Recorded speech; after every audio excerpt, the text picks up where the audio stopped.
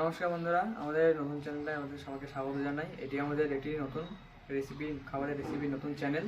তো এই চ্যানেলতে সাবস্ক্রাইব করে আমাদের পাশে থাকবেন এবং এর প্রতিদিন নিত্য নতুন খাবারের ভিডিও আপনারা দেখতে পাবেন।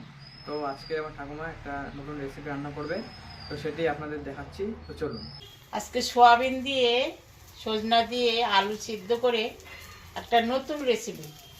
আপনারা সবাই এটা করে খাবেন, খুব সুন্দর লাগবে। আমি আজকে করতেছি, আপনারা এটা শেয়ার করুন, দেখুন, ভালো লাগলে করে খাবেন, খুবই ভালো লাগবে। এই যে এখানে আমি কেটে রেখেছি, আলু সিদ্ধ করে রেখেছি, টমেটো রেখেছি, এগুলো দিয়ে আজকে একটা রেসিপি তৈরি করব। আপনারা খাবেন করে, খুবই ভালো লাগবে। নিয়েছি, এখন সোয়াবিনটা আমি নামাবো, নামায়ে সজনা আলু সব এখন সম্বরা দিব। আপনারা দেখুন, এটা করে আপনারা খাবেন।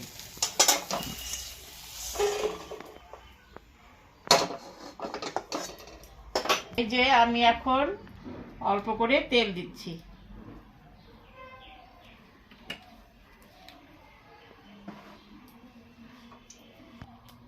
শুকনো লঙ্কা সম্বরা দিচ্ছি, তেজপাতা দিচ্ছি,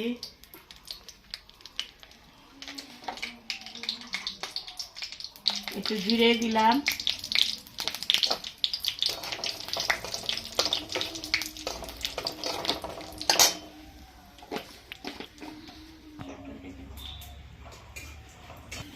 এইবারে আমি সজনাটা সম্বরা দিয়ে দিচ্ছি।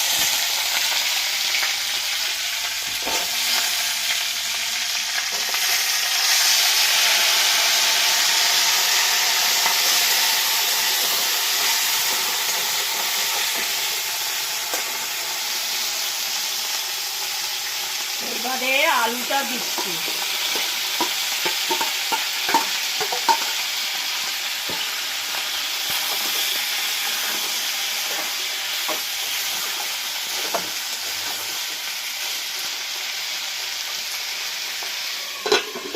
একটু ঢাকা দিয়ে রেখে দিচ্ছি।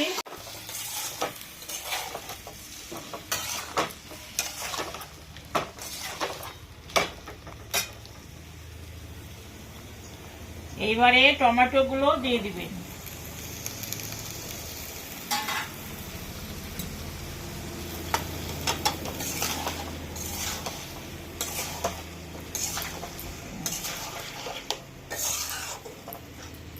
এবার নাড়াচাড়া করে একটু ঢাকা দিয়ে দিবেন।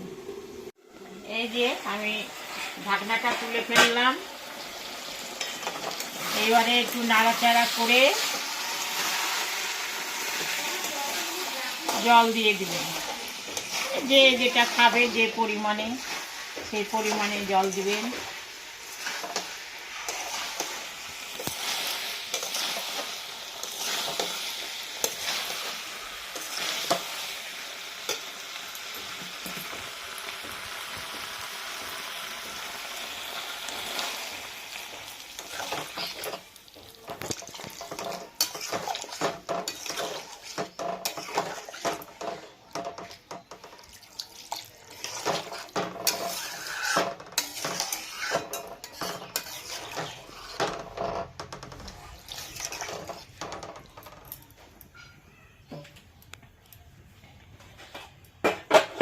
এবারে সয়াবিনটা দিয়ে দিবেন।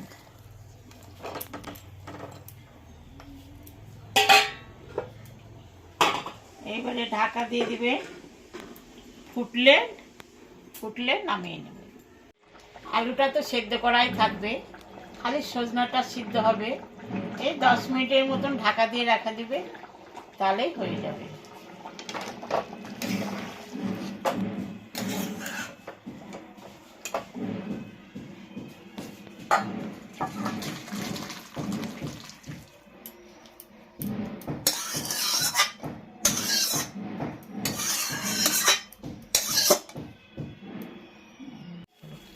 এই যে রান্না করলাম সজনা দিয়ে সোয়াবিন দিয়ে একটা রেসিপি।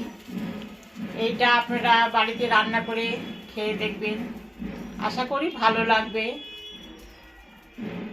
ভালো লাগলে আমাকে কমেন্ট করে জানাবেন। এই ধরেন 10 মিনিট মানে ঢাকা দিয়ে রাখলেই রান্নাটা হয়ে যাবে। আলু তো সেদ্ধ করাই থাকবে, সজনা সিদ্ধ মানে যেটুকু মানে জল লাগে সেটুকু পরিমাণ মতন দিবেন, ভালো লাগবে। ধন্যবাদ। বলো। ধন্যবাদ। এবারে আমি রেখে দিচ্ছি। দেখা হচ্ছে পরের ভিডিওতে। দেখা হচ্ছে পরের ভিডিওতে। টাটা। টাটা।